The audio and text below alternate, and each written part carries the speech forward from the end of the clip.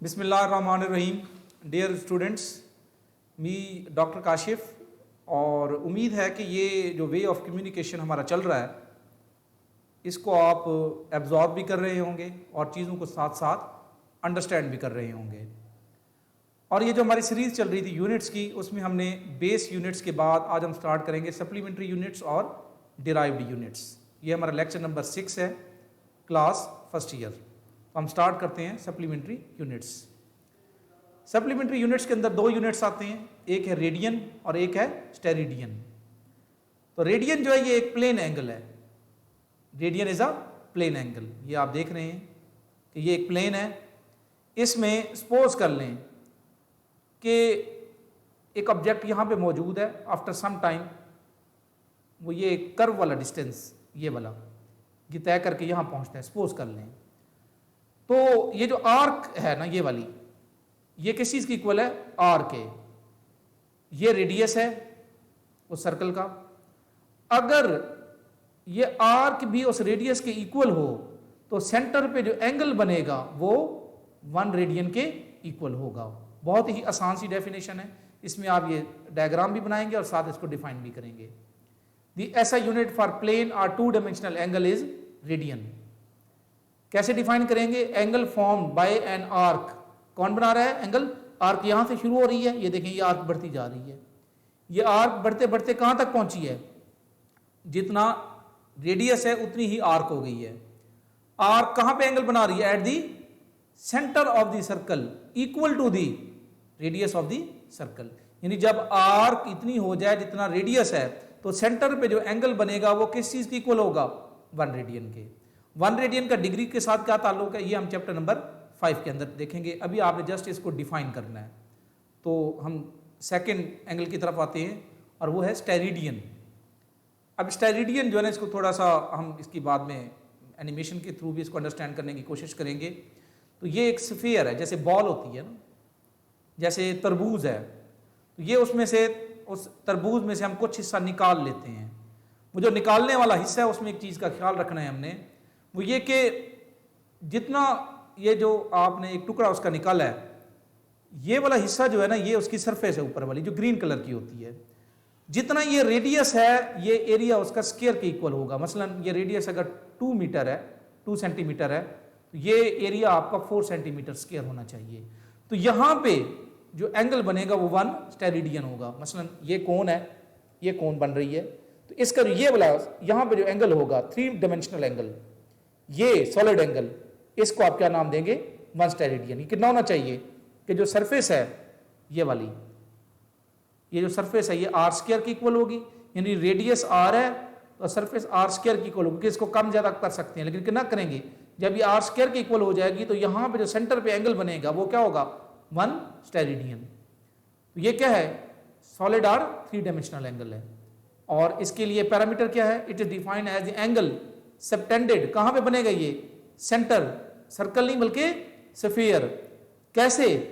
कि उसमें जो कोन बनेगी उसका एरिया जो है ऑफ इट सरफेस, यानी ये जो टुकड़ा आपने लिया है इसका जो सरफेस का एरिया, ये किस चीज की इक्वल होना चाहिए? Equal to the square of its radius of that sphere. तो इन लाइंस को आपने याद रखना है। इसको हम थोड़ा और अगर अंडरस्टैंड करना चाहें तो हमारे पास यहाँ पे हम एनिमेशन का भी सहारा लेंगे। एनिमेशन के थ्रू इसको हम अंडरस्टैंड करने की कोशिश करते हैं। ये स्टार्ट हो रही है। इसमें देखें, ये सर्कल है, ये देखें, ये हमारे पास ये वाला रीजन है। ये आपने जो आर्क थी उसकी वैल्यू कितनी है? ds। और यहाँ पे जो एंगल बन रहा है वो कितना है? d theta. अब प्लेन एंगल कब 1 रेडियन होगा? अभी हमारे पास नेक्स्ट कंडीशन है कि प्लेन एंगल, ये रेडियस है r जी, तो d theta equal to ds over r। d theta को आप इस फार्मूले से मेजर करते हैं, ds ओवर r। अब यहां पे ds 1 और r भी 1 की इक्वल, जितना r है उतना ही ds होगा। तो फिर यहां पे जो एंगल बनेगा वो किस चीज की इक्वल होगा? 1 रेडियन के। ये मेन पॉइंट था। तो ये प्लेन एंगल का फार्मूला है और हमें किसका चाहिए कि हम 1 रेडियन किस चीज की इक्वल होगा। इस वे से आप यहां से डिफाइन करेंगे रेडियन को। बड़ा आसान सा है। इस एनिमेशन के थ्रू आप इसको इजीली अंडरस्टैंड कर सकते हैं कि ds भी अगर 1 रखें और r की वैल्यू भी 1 रखें। अब हम सेकंड डेफिनेशन जो है वो है स्टेरिडियन की, क्योंकि ये थोड़ा सा 3 डायमेंशनल वे से इसको अंडरस्टैंड करते हैं।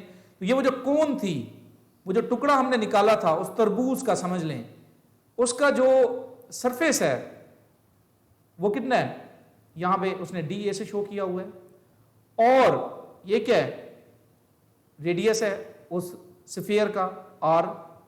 अब यहां पे कंडीशन क्या होगी कि कब जो है ना ये एंगल, यहां पे जो 3 डायमेंशनल एंगल है ये 1 रेडियन के इक्वल कब होगा, इसके लिए जो कंडीशन है उसको हम देखेंगे। दोबारा देख ले, ये हमारे पास रेडियस है आर और ये एरिया है डी ए।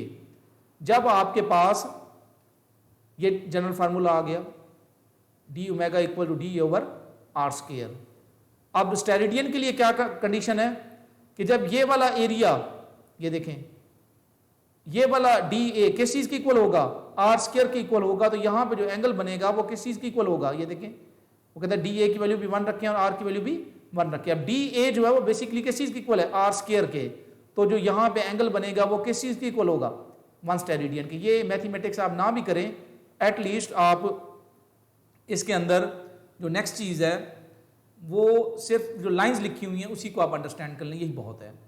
और लास्ट जो हमारा टॉपिक है वो है डिराइव्ड यूनिट्स। बहुत आसान सा है, इसमें ये जितनी भी और क्वांटिटीज आप अपनी बुक के अंदर पढ़ेंगे, चाहे वो फर्स्ट ईयर की बुक है या सेकंड ईयर की बुक है, वो सारी की सारी डिराइव्ड क्वांटिटीज में आ जाती हैं। वो जो 7 बेसिक हमने जो है ना की हैं, उनके अलावा जितनी भी होंगी वो सारी की सारी किस में आएंगी, डिराइव्ड क्वांटिटीज के अंदर है। सपोज कर लें अगर एक्सेलरेशन है, अब एक्सेलरेशन जो है ना वो वेलोसिटी और टाइम पे डिपेंड कर रहा है। अब इसका यूनिट क्या होगा, सॉरी यहाँ पे आपने ये m मीटर s माइनस 2, तो बेस यूनिट्स के अंदर ये किस पे डिपेंड कर रहा है, मीटर पे, और सेकंड किस फॉर्म में आएगा, s माइनस 2 पे। तो ये जितनी भी आपके पास यूनिट्स हैं ये सारे के सारे बेस यूनिट्स में कन्वर्ट हो जाएंगे। Force F equals to M A, इसका यूनिट क्या होता है, न्यूटन, और न्यूटन किस चीज की इक्वल है, क्योंकि A इक्वल है m s माइनस 2, इसके साथ आप मैस का यूनिट लिखेंगे किलोग्राम, तो किलोग्राम m s माइनस 2, तो ये भी बेस यूनिट, ये भी बेस यूनिट और ये भी बेस यूनिट। इसी तरीके से अगर आप वर्क ले ले, ये किस चीज की इक्वल है, जॉल की इक्वल है, और जॉल किस चीज की इक्वल है, न्यूटन मीटर, और ये न्यूटन का हो गया, इसके साथ मीटर को मल्टीप्लाई कर दें, ये आ जाएगा किलोग्राम m की पावर 2 s माइनस 2। इसी तरीके से अगर पावर ले लें तो पावर है rate of change of work, work divided by time, ठीक है, तो इसका यूनिट क्या होगा, वाट, ये होगा जूल सेकंड के, ये जूल है आपका, इसके साथ s माइनस 1 का इजाफा कर दें, ये क्या बन जाएगा, ये यही वाला आएगा, लेकिन यहाँ s माइनस 3 आ जाएगा। चार्ज, करंट को और टाइम को मल्टीप्लाई करें, ये दोनों बेस यूनिट्स हैं, तो ये एम्पियर और टाइम का सेकंड आ जाएगा।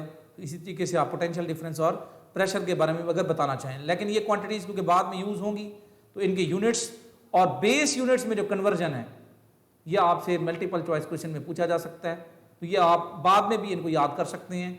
इस टेबल से आपने सिर्फ ये अंडरस्टैंड करना है कि और जितनी भी क्वांटिटीज आप पढ़ेंगे उन 7 क्वांटिटीज के अलावा वो सारी की सारी वो आपकी डिराइव्ड क्वांटिटीज होंगी और वो उन्हीं 7 क्वांटिटीज पे डिपेंड करेंगी। यहाँ पे ये देखें यही 7 क्वांटिटीज हैं, लेकिन यहाँ पे इनकी पावर्स वगैरह चेंज हो जाती हैं। तो ये आपका लास्ट हमने टेबल याद रखनी थी डिराइव्ड यूनिट्स की। अगर ये पूछ लिया जाए तो कौन से हैं डिराइव्ड यूनिट्स जो किस पे डिपेंड करते हैं, बेस यूनिट्स पे, और एटलीस्ट आप इसकी ये टेबल ना भी बनाएं तो एटलीस्ट 3 से 4 एग्जांपल्स दे दें, इनका यूनिट बताएं और बेस यूनिट्स में इनको कन्वर्ट कर लें। तो ये हमारा लास्ट पोर्शन था। तो आज हमने सप्लीमेंट्री यूनिट्स, रेडियन और स्टेरिडियन, उनको डिफाइन किया, उनकी एनिमेशन से भी उसको अंडरस्टैंड करने की कोशिश की, और जो लास्ट पोर्शन ये टेबल हमने अंडरस्टैंड किया ये है डिराइव्ड यूनिट्स की।